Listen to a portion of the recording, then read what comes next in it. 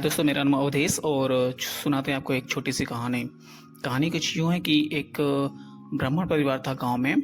और जाहिर सी बात है, एक ब्राह्मण परिवार में कुछ खासियतें होती हैं कि पूजा पाठ के प्रति वो लोग पूरी तरह समर्पित होते हैं।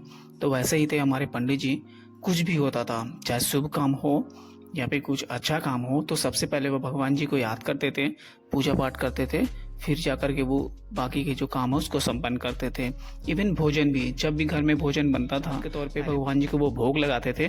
फिर बाकी परिवार के सदस्य जो लोग हैं उसको एज ए प्रसाद ग्रहण करते थे, चाहे तीनों टाइम, सुबह दोपहर शाम रात, जो भी हो, जब भी टाइम मिलता था तभी वो ऐसा करते थे। एक दिन होता क्या है कि पंडिताइन घर में लड्डू बनाती हैं और वो सोचते हैं कि आज थोड़ा सा पहले मैं इसको टेस्ट कर लेता हूँ और देखता हूँ कैसा लगता है, क्योंकि पंडित जी तो जब भी आते हैं हर बार क्या नाम है कि पहले भगवान जी को भोग लगेगा तभी सब लोग खाएगा। तो पंडिताइन जैसे लड्डू बना करके अपना तैयार करके रखी हुई थी, तब से पंडित जी आ जाते हैं। तो बोलते हैं कि नहीं, पहले दो भगवान जी को भोग लगा देते हैं, उसके बाद फिर अच्छे से सब लोग खाया जाएगा। तो पंडित जी का पारा जो है कि क्या होता है कि गर्म हो जाता है कि मैंने जो सोचा था वही हुआ कि पहले अब भोग लगेगा फिर सब लोग खाएगा। तो ऐसे में क्या होता है कि पंडिताइन कहते हैं ठीक है, ले जाइए और भोग लगाइएगा, और आज यदि भगवान जी आकर के नहीं खाते हैं तो फिर नहीं रहेगी। पंडिताइन दिल महसूस करके लड्डू को थाली में लगा करके पंडित जी को देती हैं, और पंडित जी भी थाली को अच्छे से सजा करके मंदिर लेके जाते हैं भोग लगाने के लिए। और पूरा दिन बीत जाता है लेकिन भगवान जी नहीं आते हैं और प्रसाद ग्रहण नहीं करते हैं। फिर पंडित जी को टेंशन भी होने लगता है कि यार क्या हो गया। लेकिन हाँ, कुछ घटनाएं घटती हैं, जैसे कि थाल सजा के पंडित जी रखे रहते हैं, तो कुछ देर बीत जाता है तो उस पर मक्खियाँ बैठना शुरू कर देती हैं, गंदगी करना शुरू कर देती हैं। फिर और टाइम बीतता है तो लड्डू की महक काफ़ी दूर तक जाती है, तो वहाँ पे आना शुरू कर देती हैं, वो भी उसको खाना बिखेरना शुरू कर देती हैं। फिर कुत्ते को भी महक जाती है तो कुत्ता भी वहाँ पे आ जाता है और वो भी अपना चक्कर लगाना शुरू कर देता है कि यार कुछ मिलेगा खाने पीने को। कुछ भिखारी भी वहाँ पे आ जाते हैं और ये सब देखते देखते ना वहाँ पे लोगों की भीड़ इकट्ठी हो जाती है धीरे धीरे कि आज पंडित जी भगवान जी को भोग लगाएंगे और हम सब लोग देखेंगे। तो एक तरीके से थोड़ा सा एक्साइटमेंट सबके पीछे था, और करते करते मंदिर पे भी ढेर सारा भीड़ इकट्ठी हो जाती है। और करते करते ऐसे शाम हो जाता है, शाम से रात हो जाता है, लेकिन भगवान जी न आते हैं और न प्रसाद ग्रहण होता है।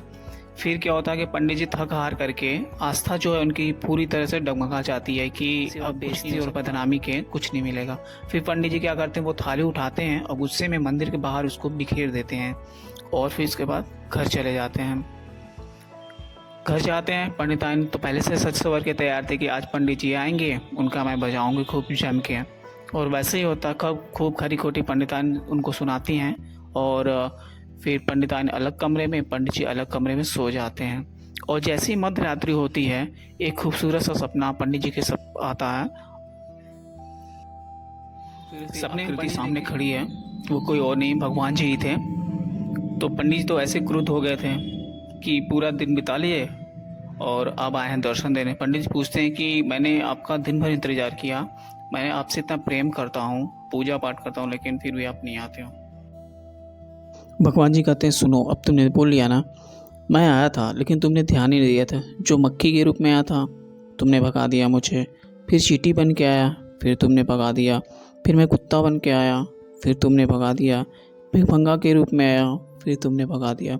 अब बताओ मेरी गलती कहाँ है? पता है लास्ट में जब तुम मिठाई जो है कि मंदिर के बाहर फेंक के आए थे, जो जिसमें धूल मिट्टी लग गई थी, वो मैं खा के आया हूँ।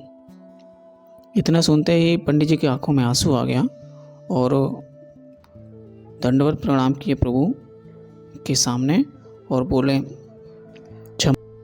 किसी ने तुलसीदास जी से पूछा कि हनुमान जी का दर्शन हम कब कर सकते हैं? तो तुलसीदास जी ने कहा जहाँ कहीं भी रामचरितमानस की कथा होती है तो जो सबसे पहला व्यक्ति आता है वो हनुमान जी का रूप होता है, और जब कथा संपन्न होती है और तो जो सबसे लास्ट में व्यक्ति जाता है वो हनुमान जी का साक्षात रूप होता है।